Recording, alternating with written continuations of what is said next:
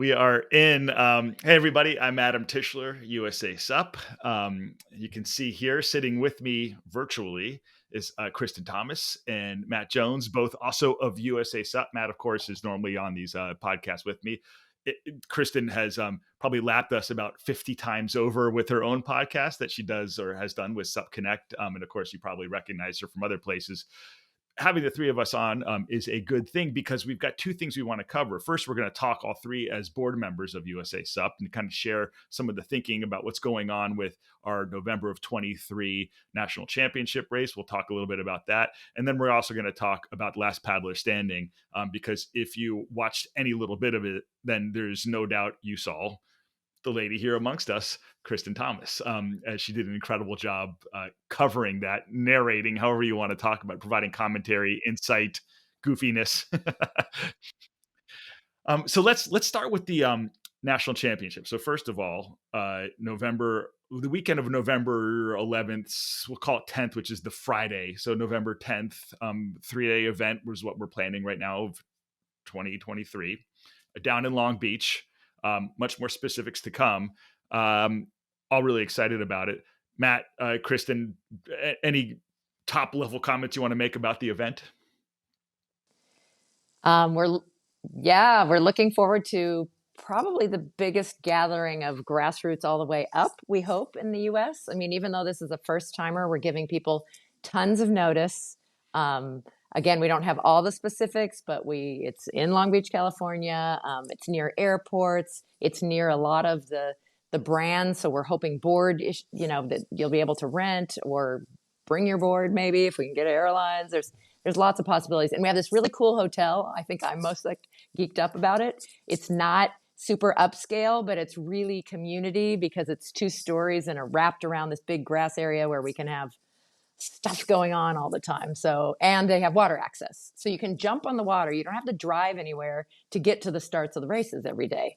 If you have people watching, they may want to drive to different places over a bridge or something to see the specific race. But I am really excited what we're working on. I think it's going to be great. Yeah, I think for me, I'm most psyched on trying to get together, like you said, a large scale event, but also a multidisciplinary event. There are plenty of standalone fantastic events that really focus on one discipline or another. And I know that there are some out there that have a second discipline thrown in, but maybe it's not like the main feature. But we're hoping by equally showcasing a multidisciplinary event to kind of set the stage for what the sport may look like as we move forward. Yeah, so that's the thing that we were going to discuss because we diverged, and I will say maybe more it's you and me, Matt. KT, I'm actually not sure quite where you stand in the realm of sprint as a thing to do, but one of the things, and we're really curious for you guys who are watching or listening. We want your input. In fact, I think we'll probably do a formal outreach to USA SUP members to gather their input. I don't like sprints, which is sort of ironic because it's probably the thing I'm best at is sprinting. But I don't like it as a format. It just doesn't. I don't know. There's something about it I don't like. A few things, but I'll start with the thing that as a race organizer, and this will probably resonate with people out there who have done race directing, even if it's sort of just a little thing, which is sprints really require some fairly heavy organizational lifting, whether it's timing or whether it's setting buoys or making sure that you've got, really eyes on the finish line, heats, etc. It adds a huge burden to a race director. And so we had a call the other day with we've got some wonderful people down in SoCal who are helping us pull together the race outside of the board, and some of us board members were on with those folks, and there was a pretty good debate. I relented. I was against having sprints in the national championship. I mean, I still am, but I'm just one guy. I don't get to vote totally, nor do I have a veto. But Matt and Kristin, I think there were some really good arguments. And rather than me just sit here and tell you everything that's wrong with doing a sprint race, I would kind of turn it over to you because there were some really good points that were made. Well, we love you, Adam, but it's not all about you, buddy. um, Yeah, man, suck it yeah, up. It is it interesting. is very interesting. And I think Fiona, one of the best arguments she talked about, we're trying to grow on the youth side, and she has developed this amazing new youth program. She came from a youth program in the Hood River area, This is and Fiona now she Wild. has her own. Fiona Wild, yeah. Yep. So she said, if I bring kids down there, I want to have them exposed to as many types of racing as possible. Mm-hmm. And people like different types of racing. And so I think that variety thing, sprint, we're going to talk about, there's a lot of different types of sprints. So I don't know if you like some a little bit more than others on that I do. negative scale. But I think that's one of the biggest. What I think is special about sprinting, yes, I do agree with you that it can be a lot more work. I mean, for race organizers. But if you're really organized and have an awesome electronic timing system, it should be sort of automatic if you get it automated. But yes, a lot of money. Starts and finishes happening all the time. Got to stay on it. I think a lot of people were, watching that in some of the events that have had these many, many, even days, if not just hours of sprints going on. But it is a set distance. And you can compare that way. So even if you're not an event, you can go out and do a sprint and say, hey, it took me this many seconds. I am only 3.8 seconds behind Connor Baxter. I feel really good about that. So I have just found it. I'm going to a race that I've been to, I think 10 times out of the last 13 years, Hano.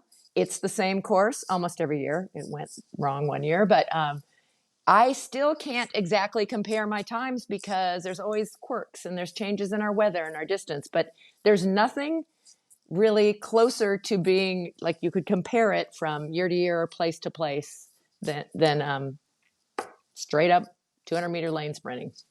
Yeah. Matt, what do you think? Couldn't agree more. Yeah, I'm right there with you. I think, Adam can eat dirt and we're having sprints.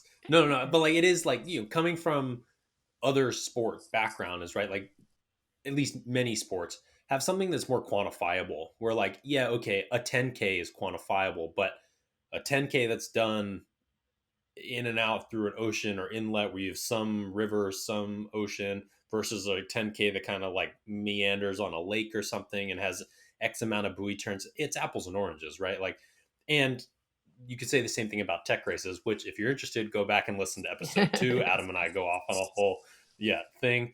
But yeah, like I do think that this is just an event that's easier to standardize, and that's fun. Like it, at least I try to find out like what's Michael Booth's 10K time, how fast was Connor doing the 1 mile M course at the ICF or whatever, right? But I still can't really go out and recreate exactly the conditions they were in, even if I have something pretty close. So this way, like I find a not windy day with not a lot of current, and I can go hammer 200 meters and, like you said, see where I fall. Get a little closer. I think that's cool. And it's good for the growth of the sport. You talked about other sports, and I think that's where, not that the Olympics are everything, but we look at, let's say, running and swimming. What do they do? Yep. Really standard races, really standard, either a pool or a track. We don't have that, but you can say, oh, that's boring. A 100-meter sprint is boring in running or in swimming. Is it? Right. It is the core, if I would say, of Olympic sport. So there's an argument to be made though, where and this is one of the arguments I made, which is like sprinting is not what our paddlers around the country generally do. Like it happens, we participate sometimes, but that is not what most people do when they're racing. And to have a significant event at our championship that is not representative of the effort that most paddlers do, whether it's just in training or in the races they attend, that for me is problematic. And frankly, what I'll watch the 100-meter sprint at the Olympics because it's a huge event. It's fun to see who the fastest man in the world is, the fastest woman in the world is, etc. But I will not watch that after it's done, after the results are known. Like I'll see it once, it's over in under 10 seconds, and I go, okay, I'm done with that for 4 years. I find myself watching like sort of relatively inexpensively made documentaries about like ultra running races that are through terrain, feature, sort of different kinds of variables. I'll watch those on a string. I don't care who wins. I don't care who won. Similarly, the Ironman coverage that NBC used to do. We talked about this before with Al Troutwig, where they would tell stories about an individual. It just because you see the conditions of the day wearing on people, that to me is more compelling. And I know I've got a compatriot in this, in Chris Parker, who often talks about now. 5Ks are not that either. Distance races often aren't entirely, but I think distance races, if covered right and when you participate in them, are really, really fun and can be very nuanced and interesting. So yes, like the Olympic level of swimming and running, those short events under 1K are fascinating. I would actually still argue I've learned to really love the 5K at the Olympics. That's a really interesting race to watch. In some ways, much more interesting, honestly, than the sprints when there's the one fastest guy and woman who blows everyone out of the water. And you're like, yep, okay, new world record. That's what I was watching for. But if you watch the 5K, it can be really interesting, the jostling that's going on. And that, I think, is maybe the more comparable thing for our sport. In Adam's humble opinion. Yeah. Yeah. But interesting. Yeah. I'd go argue, ahead, Adam. No, I was just going to say, I think, Adam, maybe you're just not being an equal opportunity sports nerd here, right? That I agree with everything you said. I'm super into all that stuff. But then I'm also really into the level of execution that has to happen in these shorter races, right? Like millions of people watch Usain Bolt in the last X many Olympics come out and smoke some fools, right? But what you don't see is all the lead up to that and all the practice and the pressure that goes into that, right? If you have a bad start in a 10K or at the graveyard, you've got time to make that up to some degree, obviously. Like if you eat a bunch of sand on your beach start in a 13-mile race, like you're probably not going to be in the lead pack and you might just be shit out of luck, right? And the same thing, I think, if Usain Bolt has a bad first 5 steps, he's not winning that race, right? So I think that's a really fascinating aspect of preparation for sport that we don't get in the other disciplines that we have. And I think that shows in the few athletes who have gone ahead and tried to specialize in these shorter disciplines, right? For a while, I think April was maybe last season was doing a little bit more sprint focused stuff. I could be speaking out his turn here. Caroline Kunzel, Connor obviously has made it dedicated, and you see that translate pretty drastically. And I think there is a physical component to that, but I think a lot is the unquantifiable margin of error dealing with that pressure kind of stuff that I think is an interesting part to bring to the sport. Also. I think, Adam, you kind of are falling into what I'm seeing as a trend of, again, Olympics aren't everything, but in sport, I've always thought that those sports in the Olympics were the ones that were relatable, that you could picture yourself. I was a swimmer, dreamt of being on that, Olympic podium. And there are aspects of stand-up that are very relatable. But what we're seeing is in the search for younger viewers who are not watching the Olympics, much more of the X Games, Red Bull, radical kind of stuff is what they're looking for. But it's so much harder to do in the Olympics. Surfing is in the Olympics, but it's, dependent upon this thing called Mother Nature and waves that make it really challenging. They say that the fact that they had wave pool technology was one of the huge reasons they were able to say yes to a sport like that. But there are a lot of cool, hip, young sports. And I think we're a cool, hip, young sport. But yes, different strokes for different folks. For now, quite because literally. We're small, not many people specialize. Matt already mentioned some of the ones who do, but I assume down the line we will see more of that because people in track are not 100-meter sprinters and marathoners, and we ask our top pros have to be absolutely everything. And it's crazy. We're going to look back on these first 10 to 20 years of our sport and go, oh my God, how did they know wind and waves and flat and short and long? How could they be good at all those things? I will tell you though, let's imagine a future of the sport X number of years down the road where there's let's just say there's 3 major events. One's a sprint of some sort, one's a tech race of some sort, and one is a distance race of some sort. And I would still, this is just personally as a fan, I would love to see where, yes, you could get maybe SUP has 4 medals, and so one for each one of those, plus like a sort of I guess it would be like a tricathlon sort of thing, where there was also a medal for the person, for like athletes would compete in all three, going after that tricathlon. I don't know if I'm Look, this is Olympic gymnastics, Mhm. right? Like you can compete in one discipline or you can compete in the Yep. overall, right? And I just, at the risk of sounding like a broken record, to bring up rock climbing again, this is something that rock climbing just went through. So to, to get its foot in the door at the Olympics, the IOC wasn't willing to have three Right. different Right. disciplines and say, hey, yeah, we'll have medals devoted to these three different things. So there's bouldering, sport climbing, and speed climbing. So it was just rock climbing at the Olympics. So Kristin, to your point, right? Like all these athletes who have specialized in one or two of those things, speed climbing really was the odd one out, all of a sudden had to figure out how to be Mm. an elite level athlete in something that they basically never trained for before in 3 years. So since then, they've separated speed climbing for the next Olympics, or sport and bouldering are one event and speed climbing is a separate one. But I think we're going to have to make concessions as a sport as we move forward to get our foot in the door in some ways. I don't know exactly what those concessions will or won't be yet, but I think we're in an interesting time in the sport. Yeah. Well, in the current situation, which has no promises, my understanding is the application has been made by the surfing organization for one SUP race, and it's tech in the ocean. So it's their hope is to do, which is a very specific niche in our sport. I would say even more than a sprint lane race that, as Adam's saying, being able to do tech race with turns, beach start, finish in waves takes a ton of skill and is very particular to coastal places. So it's interesting, and we shall see.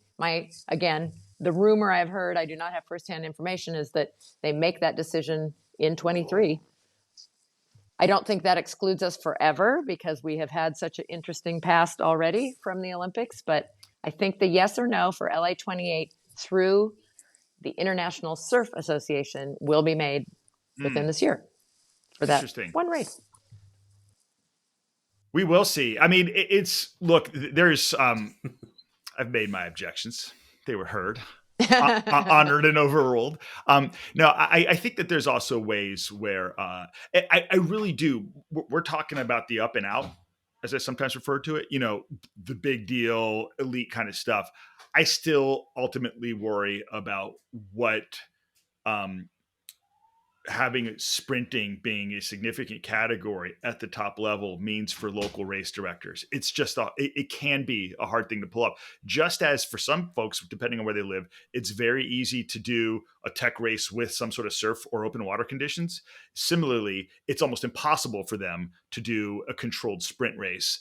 And the thing I worry about is we get to a spot where you have to have very controlled circumstances. It's lane racing with timing requirements, and all of a sudden we get to like what a lot of other sports have, and there's like 5 locations in the entire country where you can actually do a sanctioned sprint race because no one else can meet the requirements. You need X distance, it needs to be this kind of water, etc.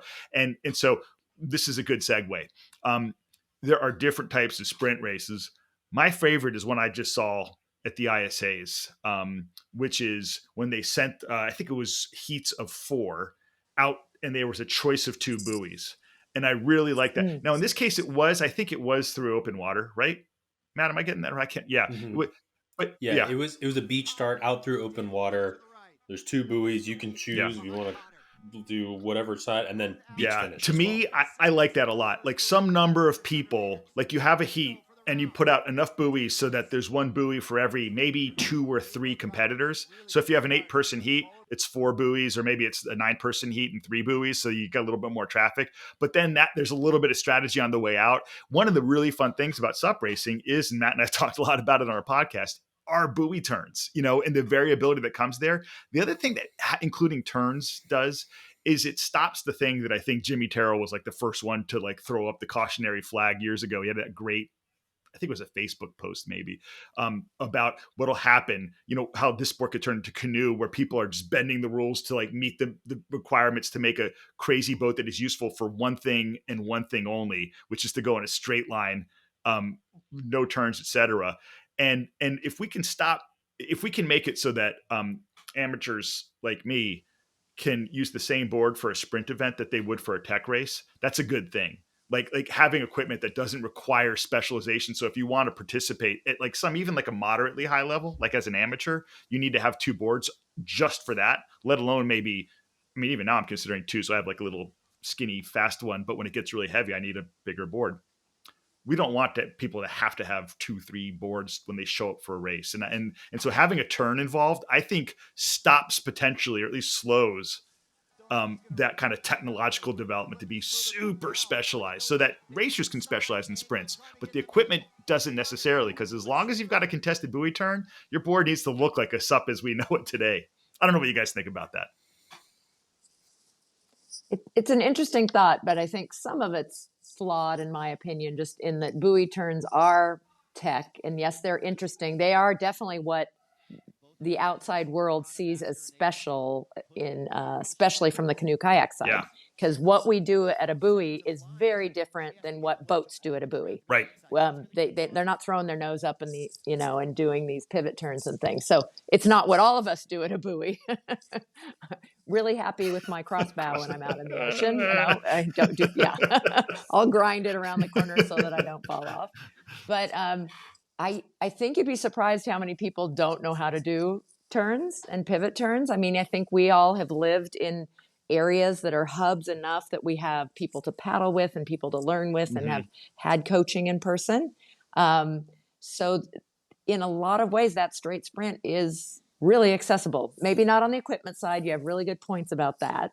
I was there at the Silver Blade Regatta way back when he canted his fin even, and he did almost a high kneel, which is the Olympic. He basically said, how is this different, the existing Olympic sport and what I'm doing right now? Paddled all on one side, which is what he had grown up doing as an Olympian, to show like we don't want to become this, which was interesting. But the rest of us had no idea how to do that, and definitely switched sides and did it regular, and there happened to actually be a win from one side, which makes there's that weather component. That's actually really always. I don't know, Matt, your thoughts? I mean, you both bring up good points. I think for me, the couple main points is, one, how do we differentiate the sprints between a tech race if there are X amount of turns and a beach start and beach finish there? There probably is. Right, but then it's just a short tech race. One turn. I don't know. It seems a little too overlapping. I just what I'm saying is just out and back. 200 yards or maybe a little more. No, I hear you. Yeah. But that's it. I hear you. But if you have a beach start, that's at least 3 points, and a beach right. finish, you're doing 3 tech. Right. We've got, based on our point system, we're creeping towards a tech race, right? To me, it becomes less quantifiable and less comparable in the ways that we were just talking about, that the sprint is beneficial to the sport. I think by having it in that format, it's a little bit detrimental to that. We're like, a paddler in Kansas can't now compare their time to Connor's time, because it's not the same race anymore, right? Like, it's not just a... Well, I mean, if you're saying it's 100 yards out with a beach start to a buoy turn back again, you know what I mean? Like, they just don't have... Like at the Puerto Rico race, right? Like, it's a beach start, the gun goes off, you run, jump on your board, paddle 200 yards, do a turn, catch some bumps back in, and then run up the beach again. You're not doing that. You can't recreate those... and do remember places, that event is the top 1 or 2 from each country. So everyone there should be able to do that type of racing. And yet we saw people still falling and all. But if we're trying to be like our event, grassroots and something for everyone, we are having a tech race. Well, but here, that's not to say that those races aren't cool, right? Like, I think that it's great for a standalone. Yeah, but here's the... But if we're talking about... Well, no, here's the thing. I'm not talking... All I want is the turn. Like, forget the open water and the beach start. Like, if we say, it's a water start and a water finish, here's the thing. I'm going back to what I was saying before. If you are timing this race at our Monday night Ballard Elks paddle race, and we say, you know what, we're going to do a sprint, like the fourth Monday is a sprint. Now my timer is in a different place than this. I mean, I'm telling you, like, this is not... having it as a Yeah. straight line sprint is not something that the rest like Joes like me who are volunteer race directors on occasion can deal with. And we're sort of saying like, here, the ideal is this thing that cannot be easily recreated on a pond in Kansas or in the Puget Sound, off of a rocky coast. We're just, you can't do it. So it's make the sport one that is easy to grow by having, it'd almost be like if you said, listen, basketball is only allowed to be played on a wood floor. And you can't play like asphalt games, asphalt court. No, not allowed. You're essentially saying it has to be in a place where you can have a timer at the start, timer at the finish, where you have to have these controlled. And so I think we got to be careful about what we're setting up in terms of like what a rec league race would look like for a sprint for SUP. At a point in time when we've got, not just a few thousand SUP racers in this country, but when we have tens of thousands, let's say we get there, knock on wood. What does it look like when you're trying to set up a sprint race on a Tuesday night in the summer and blank body of water near you? And I think we need to think about how the role we have as USA SUP in influencing that, let alone above us. I think in a way, especially for what other race directors can do, that's the best argument I've heard, is that it's a heck of a lot easier. We've had lots of just fun sprints at the end, and they're exactly that. They're just an out and back because the timing's already set up there, and that's easy to do, and it doesn't take that extra, and you start and finish at the same place. But we're having a national championship for people to be able to come and try things that they've never done. And then some people, we already see some races adding this in. Not everybody will. The fancy equipment, you had a very good point earlier there. The whole lane thing with timing, that's not in very many places in our country or around the world. There's very set places that already have this set up, but not a lot of them. So that is a good argument. And we're still working on that and how official we can make this, but maybe it's better not to be as fancy. Maybe, like you said, it's more transferable and translatable to a race director who's there like, oh, I could do this. Because if Fiona takes her kids and they watch it and say, that's what we want to do, can she go back up to the Hood River Event Center and then recreate that race easily? Whatever. I guess we do it in our training group all the time, where we do just like sprints from point to point, and it can be 200 meters. Like in training, we definitely do that a lot. But who's timing it? Like if you want the timing, that's the issue. And I'm just sort of, I always put myself. I would say any of our races, we could improve our timing. I mean, timing situations have been really there you go. questionable in a lot of situations. With like Adam, I really like your basketball analogy. I try to make basketball analogies about anything in life, but the games that count in basketball look a lot different than just going and playing basketball, right? Like, yeah, you can go play on an asphalt court on a double rim with chain net with you and your friends, but that game doesn't count for anything. So there's no ref, doesn't matter. There's no scoreboard. There's no shot clock. You call your own fouls, maybe. Maybe you bet dinner over it. Like, who knows, right? There's all kinds of things that are not acceptable in basketball that we do all the time in basketball. So my argument would be that's the same, right? Like, if you just have somebody who's not in that sprint heat go sit with a stopwatch at the finish line and you just kind of hit click, and then that person is the photo finish for all intents and purposes, right? To me, that's getting it done at the rec league version of our sport, right? Where in the shit that counts, we're hopefully doing something where the infrastructure is a little bit better than that. But I think it's okay if the elite version doesn't look like the rec league version, because that's true in every sport. Yeah, no, because you're right. Fair enough. I mean, the same could be said for soccer too, where kids grow up playing with not even a soccer ball and wind up being great. I'll say this too. I think that having sprints that include a turn, and specifically that kind of buoy turn where you don't have a whole field going after it, so it blows it up, but like where you sort of break it off and there's a strategy on the way out, and you could actually change your race strategy as you're underway. But if we talk about what's exciting, that to me is like, that's exciting. I mean, a straight ahead sprint, there's excitement there. But if you got a sprint, a turn, and a sprint, that's the kind of stuff which has that element of unknown, which I think as a spectator really makes it fun. And oh, by the way, once again, out and back means spectators can be in one place. They can watch the start and they can watch the finish. And so there's a bunch of reasons why it's great.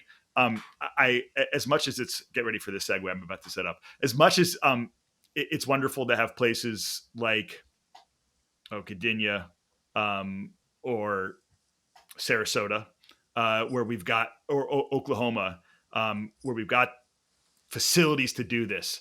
I would love to see it be transferable any body of water that's longer than 100 yards for people to play on. But I want to speaking of the nice places to paddle that are set up for stuff. Sarasota, last paddler standing. And that Yeah, are longer than longer than 100 miles. So we Even promised. if they have gators. Even Well, if they have gators. as a transition, I want to mention about stories and about people, because to me, that's what I love about watching the Olympics. And if they're in a short race, it doesn't mean we don't get to know them and their story. It can be ahead of time, it can be afterwards. But one of the things in Last Paddler Standing that was awesome is that we had so much time. We didn't even know what we were going to talk about, but it was so great to be able to just delve into absolutely anything during it. Yeah. So what'd you guys think about it? You watched some of it? It was bizarrely compelling. That's what a lot of people said. Yeah. Why am I doing this? Yeah, it was just so fun to watch. I think you guys did a great job. So it was kind of fun to watch you guys. I mean, it was sort of like when you tune into a terrible baseball game and like the announcers are like, there's nothing to see, right? At that point, like there's no hitting, the pitching's okay or whatever. And the announcers are just talking about like, people in the crowd and stuff they can see from the booth. There was an element of that, but this moment every essentially 40 minutes or so, like just who's coming in, like 20 minutes out of every hour was like, it felt so pressure packed. Yeah. Well, but I mean, the first person would come in, Paulo would come in 40 minutes. Mm-hmm. Right. And then you would have, all of a sudden we would have all sorts of intel and insight about what was going on out there, the state of the paddlers, what they looked like, what they were saying as they came off the water. And then inside of that 20 minutes, they had to get back into the box to start again. And like, so for 20 minutes of the hour, it was like this insane, like dense nutrient package, like a little like a pemmican bar or something where you ate it and all of a sudden you had all the calories you needed to get you through the 40 minutes that there was nothing going on. Yeah, it was. Yes. I agree. Go ahead, Matt. No, good. KT, you go. You were there. Please. Well, we didn't know commentating what it was going to look like for sure. And of course, Chris Parker had challenged us to be the last commentator standing. And I texted him, "You're joking, right?" You won, didn't because you? I did not sign up to try to stay up myself. If I'm going to do that, I should be on the water paddling. No. I think you won, KT. I think I might have slept the least. Yes. Or maybe you lost when. Yeah. Parker was in Australia and he brought in some great, extras and stuff, which was so fun. But it's such a unique form of we're calling it an ultra, and they did put in tons of miles. It's an ultra, but it's such a unique format. And I was not familiar with the whole backyard running race thing. Were you already, Matt? Did you know of this type of format? Yeah, I've heard of a few running races like this. Which people have gone pretty darn long, which is amazing. But I think Chris got fascinated. He made that documentary about being on the Yukon and like hallucinating and, what this lack of sleep. We actually saw less of that than we were expecting. I mean, some people were a little goofy maybe, but not to an extreme that I thought we would see. But it was I think there's so many humans around to get to know everybody. And there was a whole community watching. You guys who were on it, some of those people who said they had it on in every room in their house and pretty much left it on for the whole 2 days was just an amazing thing.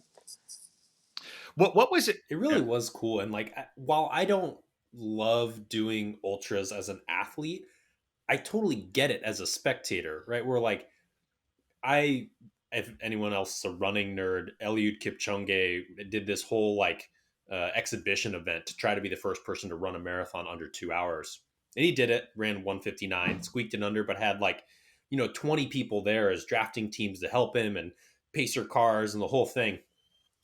I watched all 3 hours of this live stream thinking that I was just going to watch 5 minutes of it because it's just so action packed. And just when you're about to get bored, the draft team changes and they have this whole tactical thing.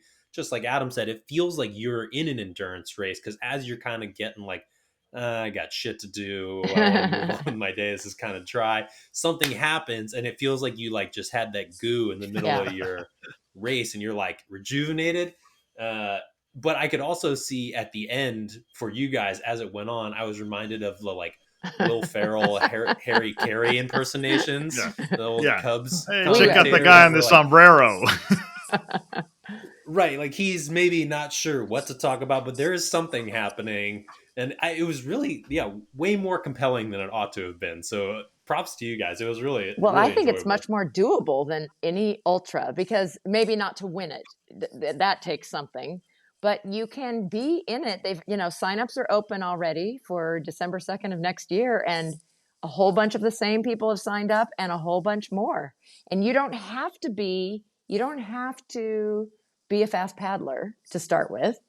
Um, until we didn't quite get to that. We were one, lap from that switch up, and that's a whole thing to talk about separately, maybe why that happened and all, but that's where we would have really seen, after all of that, can you still hang in there and really put in a faster time?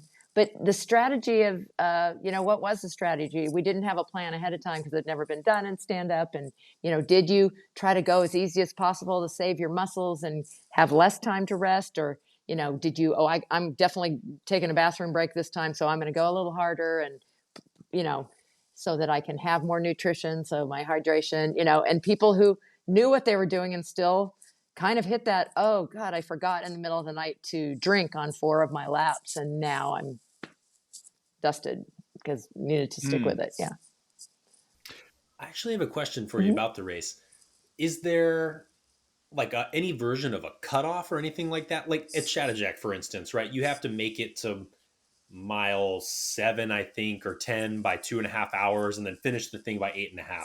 So I don't know. Is there like a minimum amount that you're supposed to get There were through, or there I were guess if some you don't sort of finish a lap, serious you're cutoffs. Like done. people were But like, well, can't I play with this and like start later, on the second one so that I have a big break in between 2 laps? No, you had to start within 10 seconds of the top of the hour or you were disqualified. We only had one person disqualified who didn't make the start line. His timer didn't work. He's trying to take a short nap and Yeah, slept through that the was start. brutal. Oh, wasn't that That was brutal? Oh, and brutal. yeah, what a way to go nicest guy in out, the man. world too. You got to meet this dude. So positive and stuff. He was even, I'm sure he was. Anyway, he was good about that whole thing too. But then you have to be in the area at a certain time. So a couple of times we were pretty nervous that like, wait, where are they? They're really cutting it close, but they were maximizing their time. You had to get on the water every single hour at the top of the hour. So that's one kind of cutoff where you could have, but Sure. no shortcuts, no like one gimme lap or anything like that. There was nothing for those Yeah. 48 hours. Just had to. But I think to your point, it's really interesting that it's like a very Mhm. accessible ultra, right? Where if you're signing up for the Yukon, right, like you're in for a Absolutely. Yeah. pretty shitty time, whether you love it or hate it, right?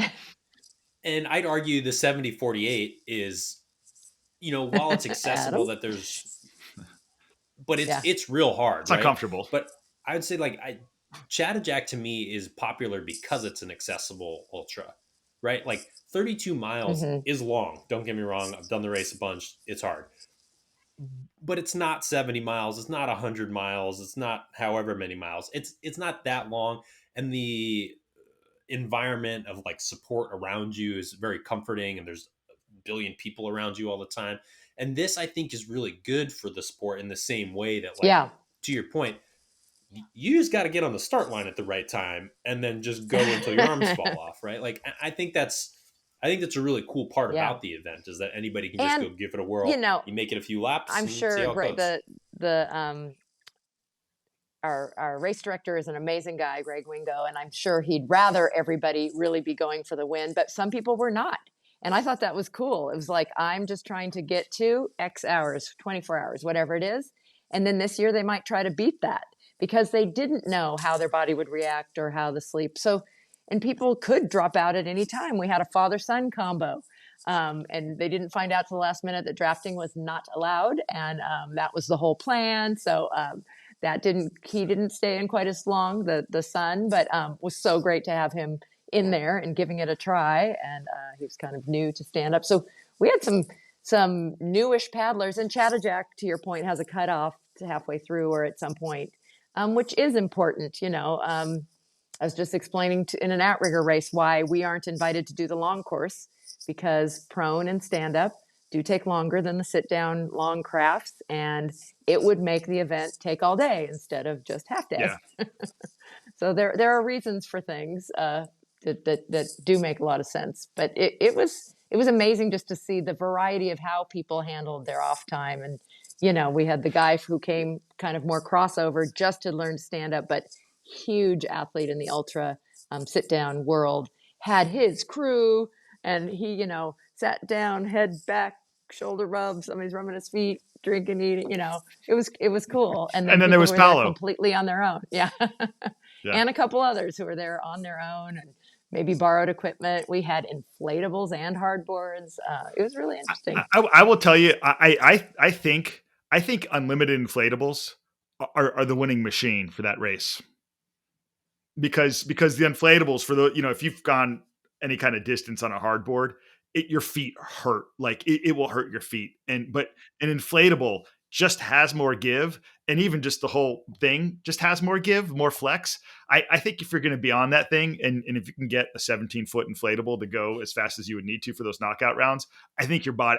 This is my takeaway from watching John Nippers he that guy. I mean, there's a lot of us who are so happy to see him in the mix, because I only know him from social media, but I could say I kind of know the guy. But knowing about him and how he likes to paddle at night, and he's accustomed to paddling inflatables and that kind of stuff, and he's done he did I can't remember which one it was now. He's done an ultra before with Scott Bast, who's sort of like the ultimate, Scott Bast is the most underrated ultimate guy, or ultimate ultra guy from the States, I think.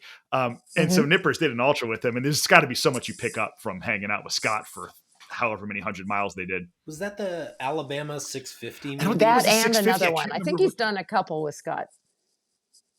Yeah, and by the way, just as an aside, Scott just 2 or 3 days ago put out his full length Yukon 1000 video on YouTube, which is, he does a nice job with those videos. It's always fun to watch him, and he's a character anyways, but that's worth watching.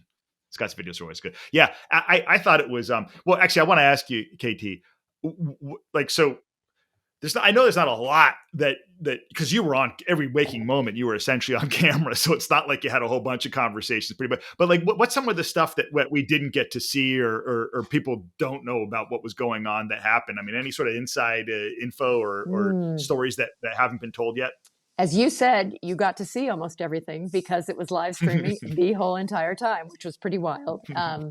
I was really impressed with what Chris Parker could do with the little that he had. That's the best setup I've seen, having the names that always change, the time clock.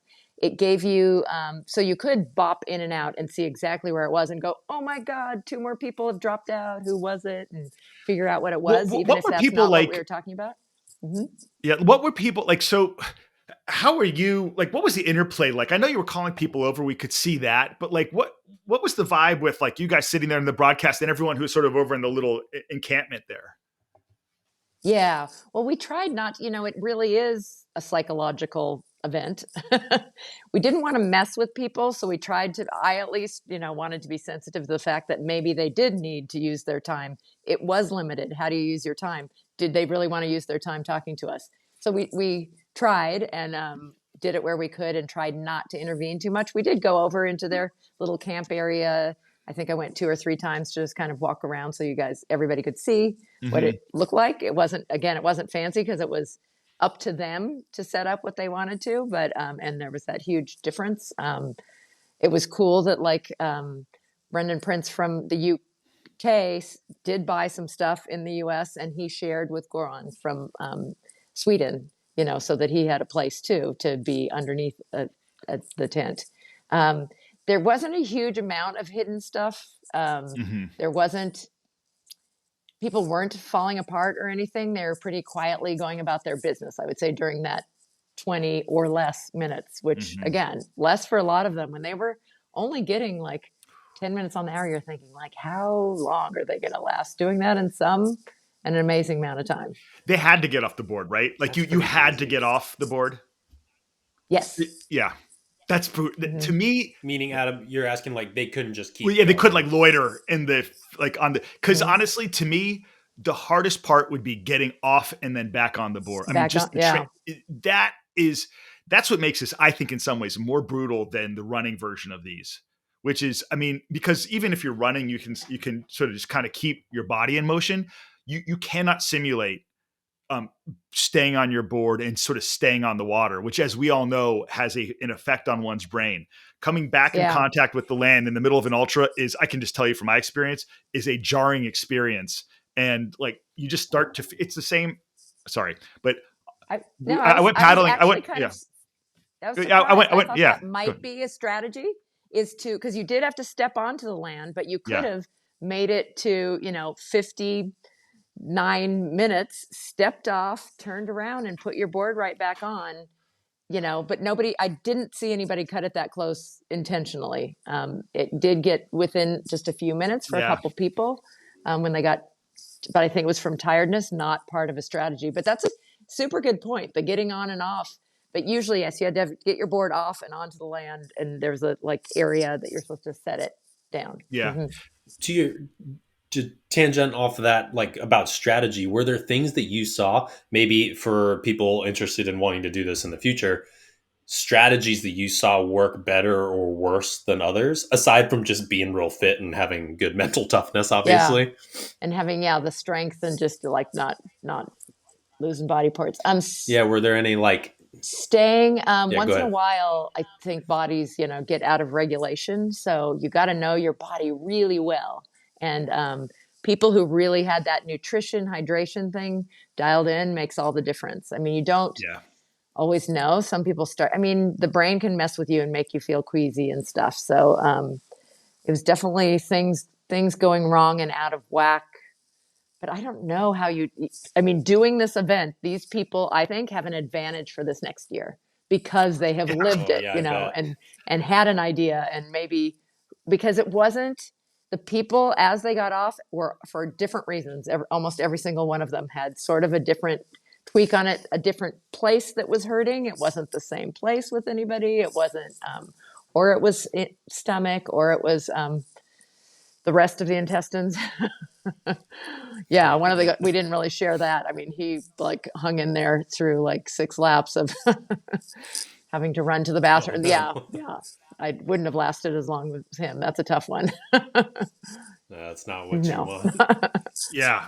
There's knowing your body and what you can handle. Just like they say, don't even try a new hydration mix or anything in a race. You need to test all these things out to see how your body handles it. It's not the same for everybody. I wore gloves in last year's 70-48 for the first time. They're actually really good. They're these outdoor research. They're called Surge gloves. They're really nice and comfortable. The year before, a buddy bought them the day before the race and used them. Was like, they were great, no blisters. And I was like, I did the exact same thing. By the time the race was done, like this sort of creeping muscle issue, because I started getting hot spots in a weird place, was like all the way up. Yeah, it's amazing though. I'm just going to point this out. There's something about us as humans that makes us do that panic thing to change something right before an event. Like this is, I mean, it's not like you've never heard. We all have dozens of stories, probably just from ourselves, but of us and friends who have done something for the first time ever in some kind of athletic event that of consequence for them. And I don't know what it is, but there's something about the human element which just makes us want to like do a Hail Mary sort of thing in order to try to like improve our odds. And next year, someone is going to do something before that event for the first, I would never use this paddle before or something. Like it will happen. I think you're spot on. But I think the other end of that is if you get behind the scenes with elite athletes in any discipline, they're the ones who don't break that rule, right? Like the day of your event, whatever it might look like, is not the time to try your shit, right? Like that. And I think that like the more amateurish an athlete is, the more likely they are to make those. I hear what you're saying. It's deeply personal. No, I'm including all three of us. I'm including all three. And those elite athletes have done that, and sometimes to the benefit, sometimes to their detriment, right? But like, I've heard, interviews with Boothie about like, what do you eat? And he purposefully doesn't have a food routine at home so that he can be Yeah. flexible when he Yeah. travels. Or you get Candace on the other end of it, who's super strict about her food and gets exactly the same stuff, right? But like either way, there's an element of control and familiarity in what they're doing. So yeah, I mean, somebody go sign up for this race that wasn't planning on doing it, and find your routine now, and then let us know how it goes, and we'll have you on the There show you next go. year. It would be fun to have nippers on. Yeah, it would be great. It We'd would. love to It talk would. with John. Or you guys should talk with John. Well, Yeah. guys, I'm honored to have been one of your guests. I love what you guys are doing. Keep chatting. Love geeking out about this stuff. I have my journal out right now. I'm trying to really be a geek about my own training this year. Nice. I know. Heck yeah. Good. Yeah, this is probably a good spot to call it. I have another sporting event that I need to tune into. I'm not going to date the broadcast, but I want to go too. It's awesome talking to you guys. We But talked a also lot. go Yeah. Seahawks. Yeah, whatever. Yeah, maybe. Yes, definitely. Okay, guys. Hey, this is a lot of fun. So just a couple of quick things. If you're not a USA SUP member, sign up. Why? Because as we're planning this November of 2023 event, well, there's so many reasons to sign up. First of all, support the sport. But we're going to make it worth your while for those members out there when you go to register for the championship. We are looking into board transportation to get boards to SoCal for that as well. All these things. But please, out there, let us know what you're thinking about for our November event. We talked a lot about sprints, et cetera, and ultras, of course, too, the two things. I think we all just decided that we don't like sprints that much. I'll speak for you two. I'm kidding. No. That's what I heard. Definitely. Yeah. No. But hey, great conversation, guys. Really appreciate it. Like, subscribe. I have to contractually, you have to say that if you're going to put something on YouTube. Yes, please. I think you have to smash Oh, yeah. the like button, right? Smash that like button. All right, gang. It was fun. We'll see you guys in our next episode, which will be episode 4. We're doing it, Matt. Like, we're almost going to get to a full hand's worth of episodes here soon. KT, thanks so much for joining us. Yeah. See you Tuesday night. It's our monthly meeting. Don't forget. Oh, that's right. Tuesday. Monthly meeting. All right. Bye, everybody.